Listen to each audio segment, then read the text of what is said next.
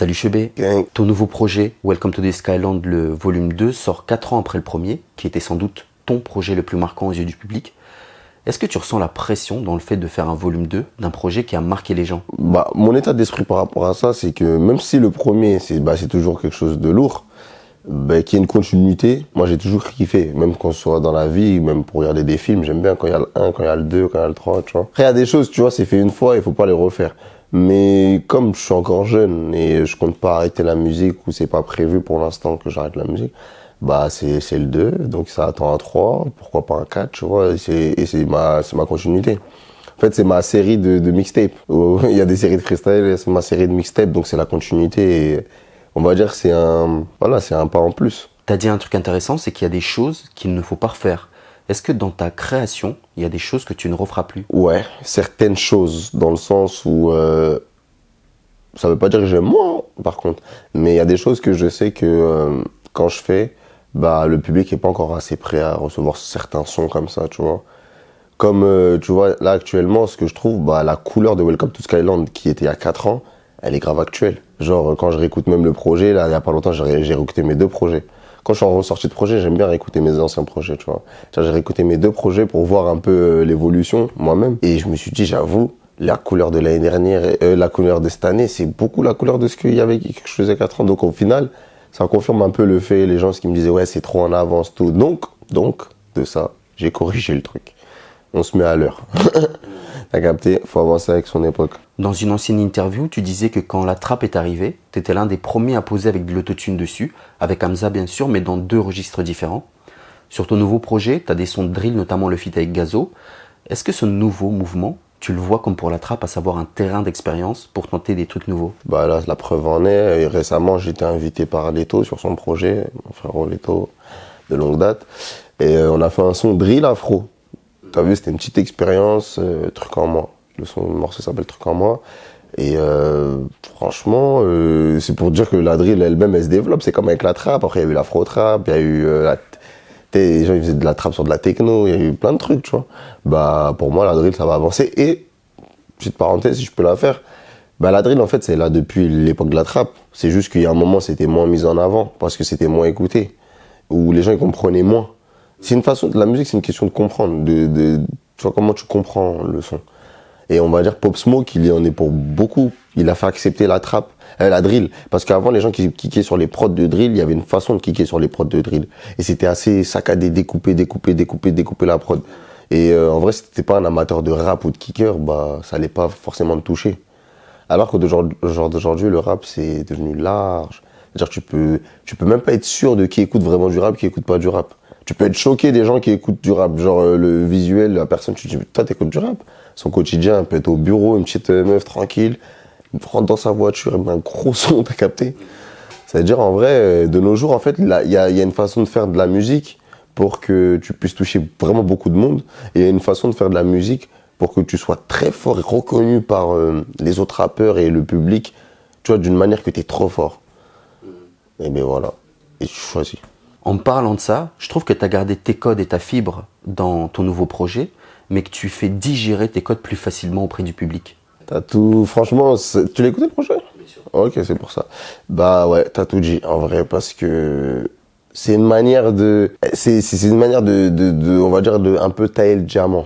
Parce que quand c'est trop brut, c'est beau, hein, c'est stylé, ça plaît à certaines personnes, mais ça rentre pas dans les codes pour pouvoir passer partout, passer à la radio, avoir des festivals, des concerts, être partout. Donc t'es obligé au bout d'un moment de faire un travail sur ta propre musique à toi-même.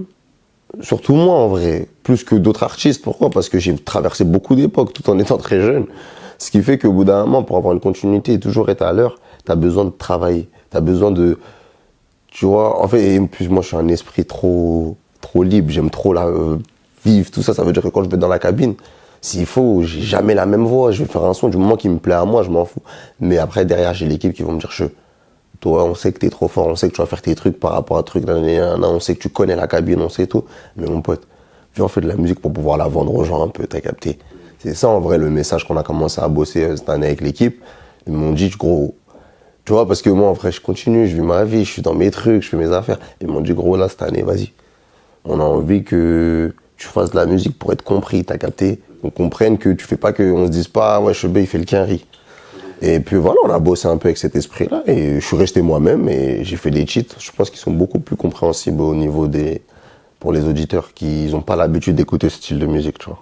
Tu as 3 titres drill dans le projet. Est-ce que tu penses que ce mouvement aura le même rayonnement que la trappe? Je te dis ça parce que les deux mouvements ne sont pas arrivés aux mêmes époques et qu'aujourd'hui la mode se démode plus vite qu'avant. En fait, c'est moins dangereux le fait de la mode qui se démode de nos jours. Pourquoi? Je m'explique dans le sens où, en fait, de nos jours, il n'y a que du rap à écouter.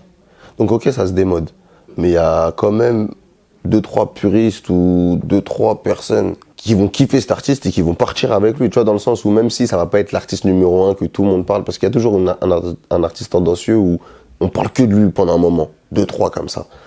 Mais ceux qu'on parlait de l'année dernière, je crois pas qu'ils mangent pas. Ou ceux d'il y a 2 ans, je crois pas qu'ils mangent pas.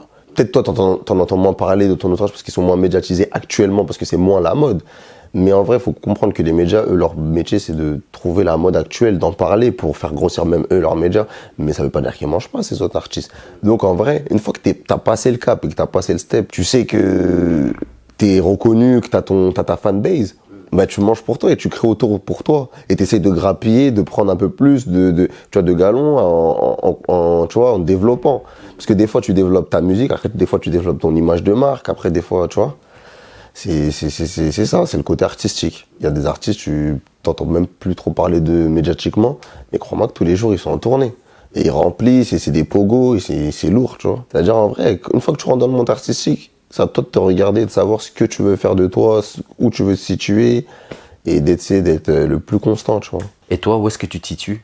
Car dans un morceau du projet, tu dis cette année je fais du blé, je les ken en indé, c'est ça le thème. En vrai, quand je suis sorti de maison de disques, enfin, entre guillemets, quand j'ai décidé de monter ma boîte, moi, Big Sky Entertainment, tu vois, c'est parce que j'étais fatigué. J'étais fatigué de autant de travail personnel, tu vois, parce que peut-être les gens, ils le voyaient pas. Mais je travaille énormément, tu vois. Bah après, c'est comme tout le monde. Il y a un moment où t'es motivé, t'as la niaque, tu veux tout arracher. Et il y a des moments où, vas-y, t'as tout donné et tu vois que derrière, ça suit pas, ça fatigue. Donc au bout d'un moment, je voulais donner moi mes directions, mes directives, faire mes choses, tu vois, et pour prendre un bon pied. Ça veut dire qu'en vrai, Welcome to Serial 2, je l'envoie en mode ouais, merci. Ça me refait plaisir de faire de la musique que j'ai envie de faire, de donner l'image de moi et de Chebet que j'ai envie de donner spécialement, et d'essayer avoir la volonté de passer les étapes maintenant. Alors qu'avant, je faisais de la musique, je te dis la vérité, bah, ça, pour moi. Tu kiffes, tant mieux, tu kiffes pas, franchement, c'était... Bon, on reste en poli, tu vois, mais franchement, je la faisais pour moi. Et j'avais la chance, justement, que beaucoup de gens appréciaient mon délire de musique. Donc j'ai continué, j'ai développé. Et voilà. Et là, on avance, là, c'est lourd. Est-ce que l'époque actuelle, c'est une période propice pour se lancer en indé en tant qu'artiste et de bénéficier davantage de son œuvre? Ouais, c'est l'avancement de la musique. Logique. Avant, il y avait beaucoup moins à manger, où il y avait beaucoup moins de personnes qui pouvaient manger, tu vois, plutôt. Parce qu'il y a toujours de la nourriture dans la musique. Maintenant que c'est plus accessible à beaucoup de personnes de faire un billet dans la musique. Pas dit de devenir milliardaire ou quoi, comme tout le monde. Ou comme certains qui ont réussi, mais faire un bon billet, pouvoir s'en sortir et derrière de ça, pouvoir avancer dans sa vie grâce à la musique et continuer à construire des trucs et tout. Il y a grave moyen. Avec beaucoup de monde. Il y a de la place pour du monde, tu vois. Ce qui fait que...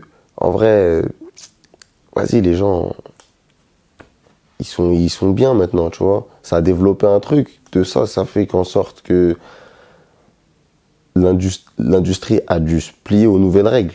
Mais c'est pas méchant. Mais c'est juste que l'industrie a dû se plier aux nouvelles règles. Pourquoi? Parce que à l'époque où toi, t'avais ton petit scud de rap et tu voulais le faire passer en numéro 1 et que derrière, il y avait un son techno mais qui tournait dans toutes les boîtes, c'est pas méchant. C'est leur argent qui jouait.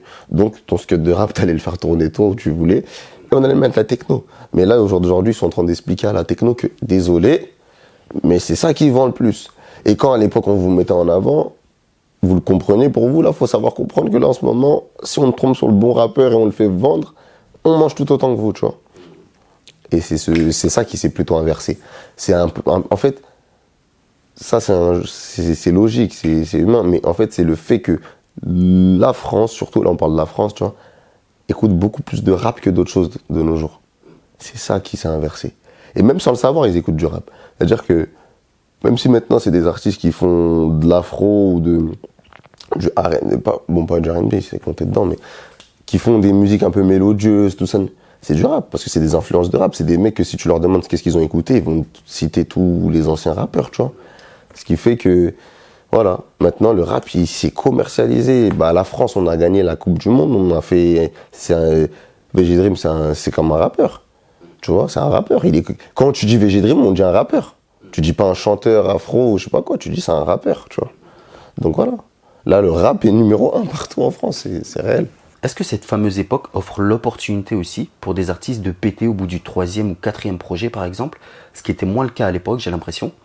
Par exemple, je pense à Nesbill qui était incontestablement l'un des meilleurs artistes de sa génération et qui n'a pas pu toucher un grand public, alors qu'aujourd'hui, tu peux être un artiste confidentiel et du jour au lendemain devenir une star. Je vois ce que tu veux dire dans la mentalité.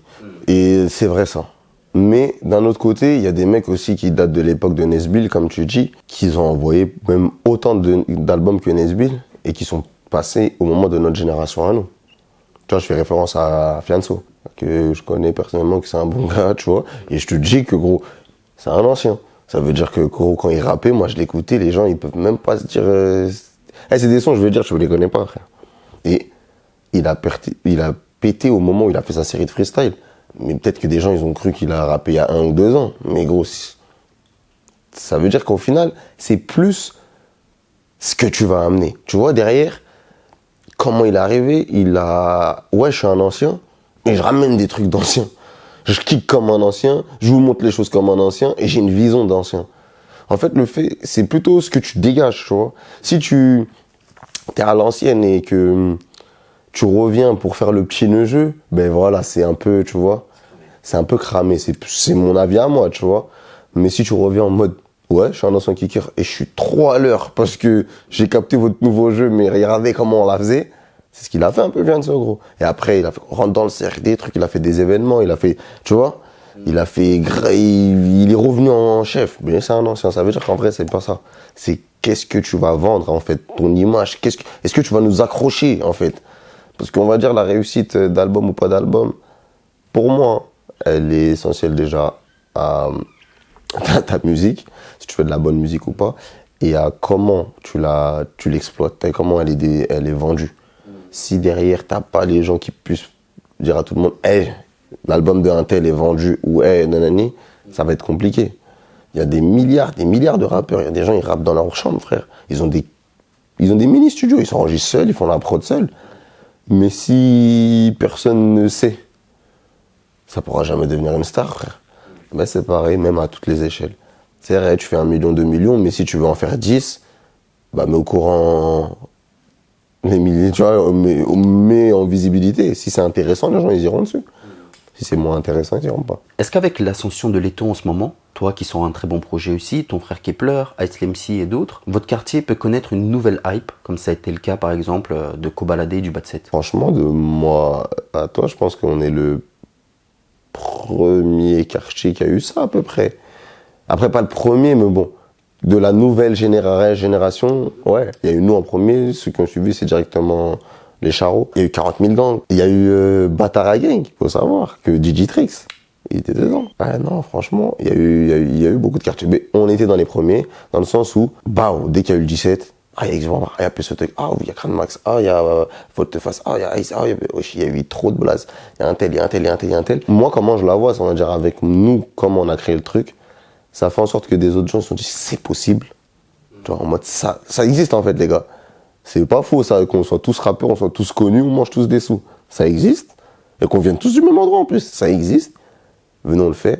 Et il y en a qui ont eu de meilleures réussites que nous, ou qui l'ont mieux fait que nous, parce qu'on va dire, nous, on était un peu le prototype. Il n'y avait pas avant nous, il n'y a pas d'exemple. Le seul exemple, c'était Section d'Assaut. Mais Section d'Assaut, il n'y aura qu'un seul groupe comme Section d'Assaut. De leur histoire, à leur façon de faire et à leur direction artistique. Et à ce qu'ils proposaient, il n'y en aura qu'un seul. Même nous, à chaque fois qu'on était petits, ouais, comme Section d'Assaut, ça nous faisait plaisir, ça nous flattait, parce que c'est les grands rêves un peu, tu vois. C'est Paris, c'est eux, tu vois, de base, à la base. Ce qui faisait que, tu vois, on était flattés et tout. Mais au fond, quand on nous explique qu'ils ne fumaient pas tous, il y en a peut-être un qui fumait. Personne ne boit. Travail, c'est travail. Je peux On veut bien que musicalement on leur fait ressembler, mais nous, gros, on est dehors comme jamais. L'autre, il est en train de bédave, l'autre, il est là-bas, le truc. Ça veut dire qu'en vrai, nous, c'est des produits bruts, comme je t'ai dit. On arrivait en diamant. Et de toi à moi, on pouvait même pas savoir tout ce qui allait se passer derrière, après XV Barbare. Toutes ces générations, tout ça. Mais tout ce qui est sûr, c'est que ça nous fait tous plaisir.